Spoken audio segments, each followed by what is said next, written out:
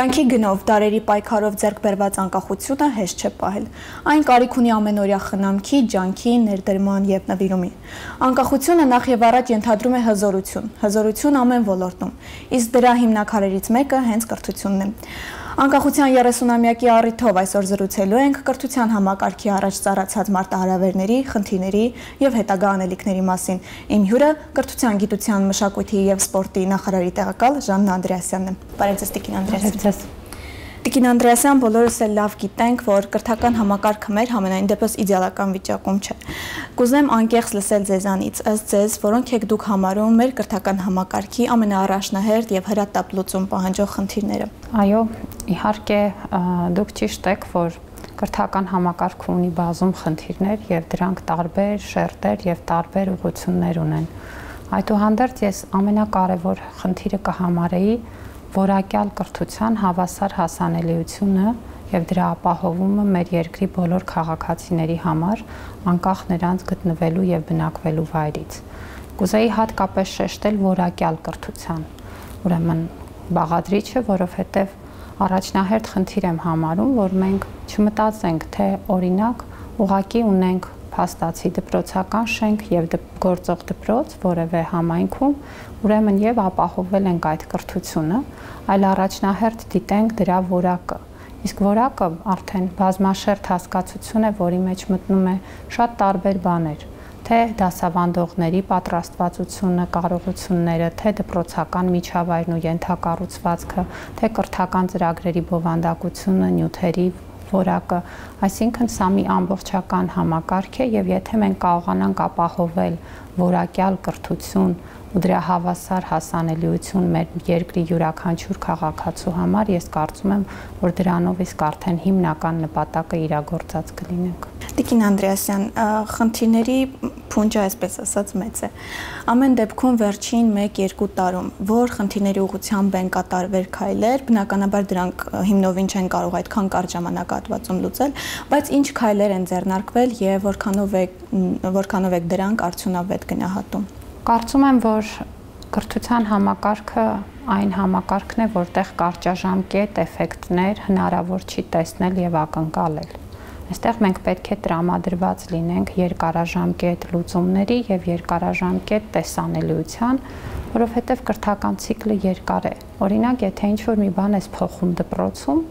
մենք ունենք 12-ամյա կրթություն, դու կարող ես դրա ազդեցության մասին խոսել առնվազն 1 շրջան անցնելուց հետո։ Հետևաբար ընդհանրապես կրթական գործընթացների արդյունավետության գնահատականը մասնագիտական բարդ գործընթաց է, որը կարող ենք իրականացնել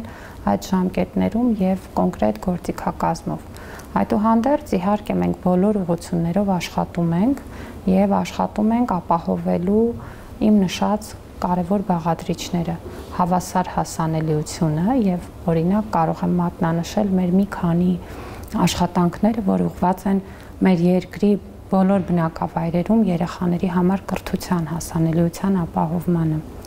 Եվ այստեղ շատ ուզում եմ շեշտադրել նոր տեխնոլոգիաների դերը նաև։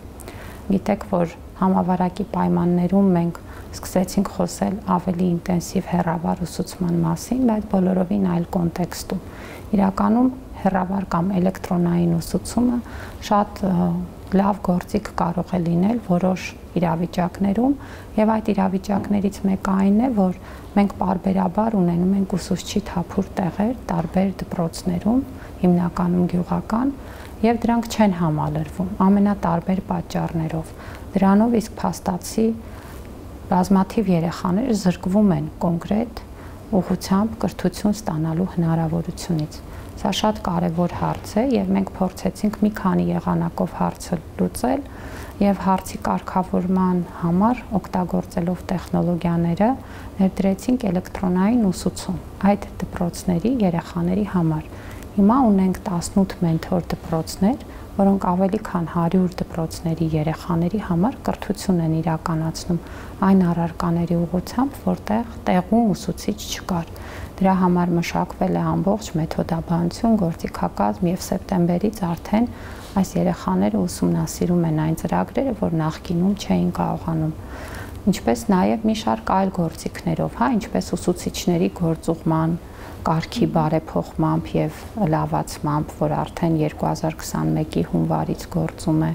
տրանսպորտային ծառայությունների, երբ որ ուսուցիչը մի վայրից մյուս վայրն է գնում աշխատելու, այս տրանսպորտային ծառայությունների փոխհատուցման կարգի բարելավմամբ եւ մի շարք իհարկե այլ շարունակական քաղաքականություններ են պետք, որպեսզի այս ուղղությամբ առաջընթաց գրանցենք։ Շատ կարևոր եմ համարում մեր աշխատանքները, որոնք կապված են հանրակրթության բովանդակության փոփոխության հետ, որտեղ մի բան է, ինչպես ես դու կազմակերպում կրթությունը, ինչպես ես դասավանդում, բայց շատ կարևոր է թե ինչ ես դասավանդում, որն է բովանդակությունը։ Մենք կարևոր ձեռքբերում ունեցանք հանրակրթության պետական նոր չափորոշիչի հաստատմամբ եւ հիմա գտնվում ենք առարկայական չափորոշիչների փորձարկման փուլում։ Այս տարի սեպտեմբերից Տավուշի մարզի բոլոր դպրոցներում դրանք փորձարկվում են եւ սա անում ենք զուգահեռ դպրոցական ենթակառուցվածքների զարգացմանը, որտեղ բոլոր դպրոցներում, որտեղ իրականացվում է փորձարկումը, ստեղծվում են բնագիտական եւ տեխնոլոգիական լաբորատորիաներ, որպեսզի այդ առարկաների ուսուցումը լինի շատ ավելի արդյունավետ։ Այս չափորոշիչների ներդրման փուլում բարելավում ենք նախնական զինվորական պատրաստականություն առարկայի ուսուցումը։ Այս տարի արդեն փորձարկեցինք փորձարարական ճամբարը, ինչը նշանակում է, որ մենք դիտում ենք պարտադիր, որպեսզի ռազմագիտության առարկան լինի ոչ միայն դպրոցում տեսական դասավանդման ձևով, այլ նաև ունենա պարտադիր գործնական բաղադրիչ ճամբարային ձևով։ Իհարկե շատ կարևոր եւ առանցքային փոփոխություններ կան նաև բոլոր մյուս ուղղություններով, օրինակ լեզուների ուսուցումը, եւ այստեղ շատ կարևորում ենք, որպեսզի օտար լեզուների ուսուցման մակարդակը բարձրանա եւ նաև մենք կարողանանք ընդգրկել օրակարգ նաև տարածաշրջանային լեզուների ուսուցումը։ Եվ իհարկե մեր առաջնահերթությունն է հայագիտական բովանդակությունն ու առարկաները, որոնց բարեփոխման եւ դրանց լավարկման ուղղությամբ նույնպես մեծ աշխատանքներ են արվել։ Տեսեք, խոսեցինք նոր տեխնոլոգիաների մասին եւ բովանդակության նորարարացման, այսպես ասած։ Վերջին 1 տարին փորձաշրջան էր, այսպես ասած, բոլոր ոլորտների համար։ Նախ համաճարակով, այնուհետև պատերազմով պայմանավորված մենք տեսանք, որ ինչքան կարիք կա մեդիագրագիտության։ Եվ այսօր շատ եք խոսում, որ հասարակությունը պետք է լինի մեդիագրագետ։ Այս առումով դուք որքանով եք կարևորում մեդիագրագիտության դերը եւ այդ ուղղությամբ կա որևէ ռազմավարություն մշակված դպրոցներում դասավանդել այդ առարկան։ Շատ կարևոր հարց եք բարձրացնում։ Իհարկե մենք ունենք ձևավորված մոտեցում այս հարցի վերաբերյալ եւ պետք է ասեմ, սկսում ենք ավելի վաղ։ Մենք սկսում ենք նախադպրոցական կրթությունից ու պետք է ձեզ հիշեցնեմ, որ այս տարի մենք հաստատեցինք նաև նախադպրոցական կրթության չափորոշիչը, որտեղ մեդիագրագիտությունը եւ մեդիա կարողունակությունները առանցքային կարողունակություններից մեկն է, որ մենք պարտավորվել ենք ապահովել նախադպրոցական կրթության ավարտին։ Այսինքն մենք խնդիրը դրել ենք շատ ավելի վաղ, պնդելով, որ նախադպրոցական կրթության մակարդակում արդեն պիտի այս հարցերը հասցեագրենք։ Շատ կարևոր է, որպեսզի մեր փոխվող եւ շատ բարդ աշխարհում երեխաները ստանան ճիշտ հմտություններ ու գիտելիք, ինչպես կողմնորոշվել, որն է ապատեղեկատվությունը, որն է ճիշտ տեղեկատվությունը, ինչպես ստուգել տեղեկատվության աղբյուրը, ինչպես ընտրել այդ բազմազանության մեջ, եւ սրանք հմտություններ են, որ պետք են դեռևս վաղ տարիքից սկսած։ Իհարկե մենք սա շարունակում ենք դպրոցում եւ նոր չափորոշիչն ու առարկայական չափորոշիչները ամբողջությամբ մեդիագրագիտության այս կարեւորությունը ընդգծում են եւ ներառում են։ Մենք աշխատել ենք ոլորտի կազմակերպությունների հետ, որպեսզի նրանց փորձառությունն ու դիտարկումները հաշվի առնենք, եւ բացի դրանից մենք սերտորեն համագործակցում ենք այդ կազմակերպությունների հետ տարվա ընթացքում տարբեր միջոցառումներ կազմակերպելու եւ այս ուղղությամբ քայլեր իրականացնելու, օրինակ ունենք մեդիագրագիտության շաբաթ։ Ուզում եմ ձեզ հիշեցնել, որ երբ որ սկսվեց համավարակը, հանրային հեռուստատեսությամբ ունեցանք բաց դասեր, հանրային դասեր եւ դասերից մեկը, որ պերմանենտ պահում էինք հենց մեդիագրագիտություններ, մեդիագրագիտության դասերը ինտենսիվ սկսեցինք նաեւ նախորդ տարվա պատերազմի ընթացքում եւ դրանով նպատակ էինք դրել ոչ միայն երեխաների կրթության, այլ նաեւ մեծահասակների, որովհետեւ կարծում եմ, որ նաեւ այդ խնդիրն ունենք։ Հիմա որպես առարկա մեծագրագիտության մուտքը երբ սպասենք դպրոցներում։ Գիտեք, սա առանձին առարկա չէ, այլ ինտեգրված է մի քանի առարկաների մեջ եւ դա ներառված է օրինակ տարրական դպրոցում ես եւ շրջակա աշխարհը առարկայում, թվային գրագիտություն, համակարգչային գիտություն նոր առարկայում, որը երկրորդ դասարանից սկսած ուսուցանվում է, իհարկե ավելի բարձր դասարաններում ունենք նաեւ այլ առարկաներ, որոնք գալիս են աջակցելու այս նպատակին։ Ինչ դասեր ենք քաղել պատերազմից կրթական ոլորտում։ Մենք խոսեցինք ռազմագիտության դասավանդման որակի բարձրացման մասին, կուզեմ մի փոքր ավելի մանրամասն եւ նաեւ մյուս այլ, այսպես ասած, քաղած դասերի մասին։ Ինչ նոր անելիքներ են առաջացել, ինչ նոր մոտեցումների կարիք եք արդեն զգում։ Գիտեք, մենք երբեմն շատ մեխանիկական պատկերացում ենք ունենում, որ օրինակ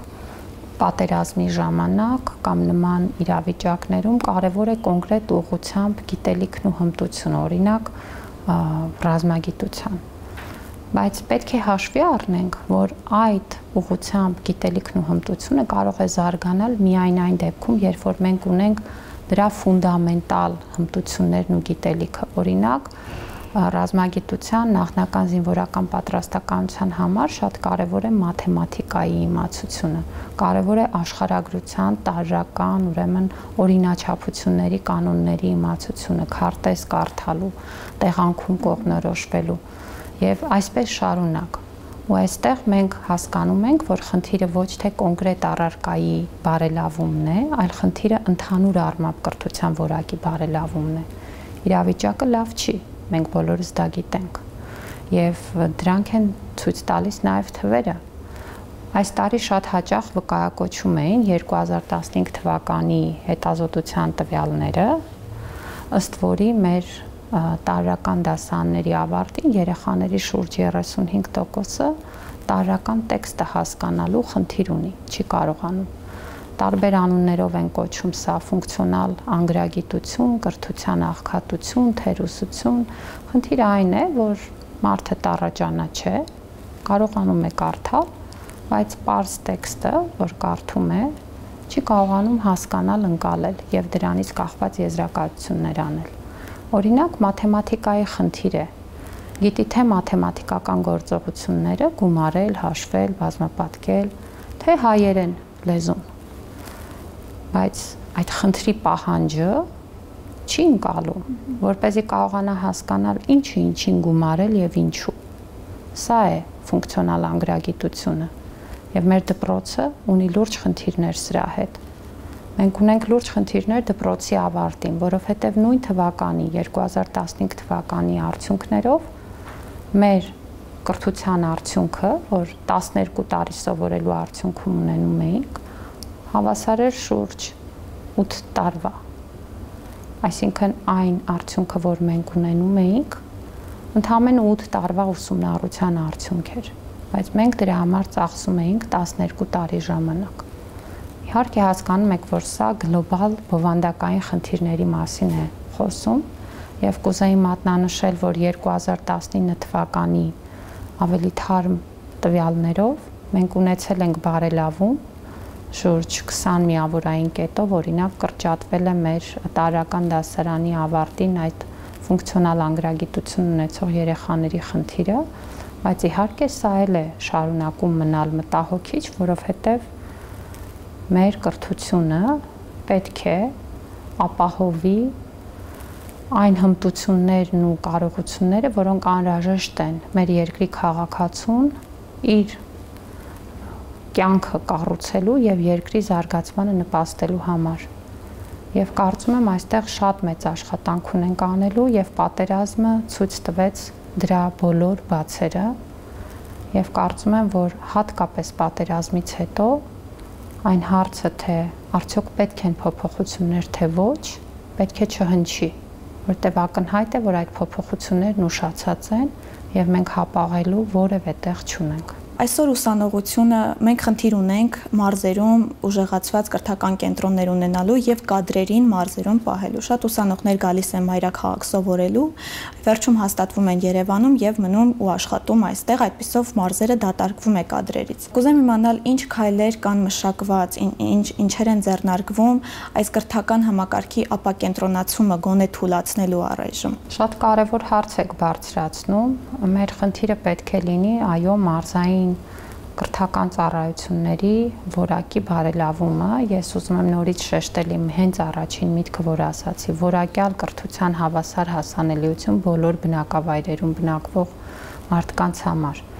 Եվ այստեղ կարծում եմ մենք շատ անելիքներ ունենք։ Մենք իհարկե հետևողական քաղաքականություն ենք վարում մարզային հաստատությունների զարգացման։ Ես կուզեի մատնանշել նախնական միջին մասնագիտական կրթության ոլորտը, քոլեջների եւ ուսումնարանները, ասեմ դա, որ ամենահեռանկարային ոլորտներից մեկն է։ Օրինակ, եթե նայեք գործազրկության ցուցանիշները, ապա արհեստագործական կրթություն ունեցող մարդկանց շրջանում գործազրկության ցուցանիշը ընդամենը 6% է։ Այսինքն սա մի ուղղություն է, որը գրեթե երաշխավորված տալիս է աշխատանքի հնարավորություն։ Եվ մենք ունենք ունիկալ իրավիճակ, երբ որ արհեստագործական եւ միջին մասնագիտական կրթությունը նաեւ ամենահասանելին է մարզերում։ Այսինքն մենք ունենք մարզային հաստատությունների մեծ ցանց։ Եվ իհարկե պետք է շարունակաբար դրանք զարգացնենք, որպեսզի երիտասարդները ունենան տեղում կրթվելու, մասնագիտություն ստանալու եւ հետո աշխատանք գտնելու հնարավորություն։ Այստեղ ունենք մեծ պոտենցիալ եւ դրա դեռևս քիչ օգտագործում։ Իհարկե ունենք հաստատություններ, որոնք իրենք էլ նախաձեռնող են եւ գնում են նոր մասնագիտությունների ներդրման, գործատուների հետ սերտ աշխատանքի ճանապարհով եւ օրինակ մենք այս ոլորտում արդեն ներդրել ենք արևային էներգիայի օգտագործումը, գիտեք, որ թափ է առնում եւ ամենահեռանկարային ուղղություններից է։ Արևային այդ պանելների վերանորոգման, շահագործման մասնագիտությունը, ներդրված են մի շարք մասնագիտություններ նոր գյուղատնտեսության ոլորտում, այլ կարևոր ոլորտներում եւ ես կարծում եմ, որ մենք շարունակաբար պետք է զարգացնենք այդ հնարավորությունները, ստեղծելով նաեւ անհրաժեշտ լաբորատոր բազաներ, վերապատրաստելով դասավանդողներին, որպեսզի մեր երեխաները իրոք կրթություն ստանան հենց իրենց բնակավայրին մոտ տարածքում եւ ստանան այն կրթությունը, այն մասնագիտությունը, որը օգնելու է զարգացնել հենց իրենց տարածաշրջանը։ Եվ վերջում կուզենամ ձեր կարծիքը լսել։ Այսօրվա մեր մանկապարտեզը, դպրոցը, թեբուհը ապագա ինչ քաղաքացու կերպար է կերտում, որը մենք տեսնելու ենք մի քանի տարի հետո։ Դեք եկեք այդ հարցը երկու մասի բաժանենք։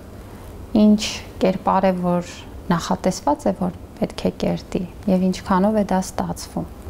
Ինչ կերպար պետք է ունենանք, ինչպիսի քաղաքացի պետք է ունենանք, ըստ էության նկարագրված է պետական չափորոշիչներում, թե նախադպրոցական, թե հանրակրթության, որտեղ մենք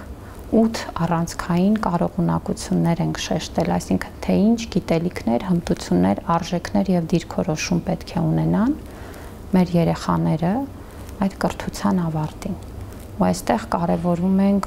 բոլոր բաղադրիչները, թե մշակութային, լեզվական, ժողովրդավարական, մեդիա կարողունակության եւ մյուս բոլոր կարևոր կոմպոնենտներով։ Ըստ էության, եթե ավելի կարճ ձևակերպենք, սա նշանակում է, որ մենք պետք է ունենանք ստեղծարար, նախաձեռնող եւ պատասխանատու քաղաքացի, ով գիտակցում է իր երկրի շահերը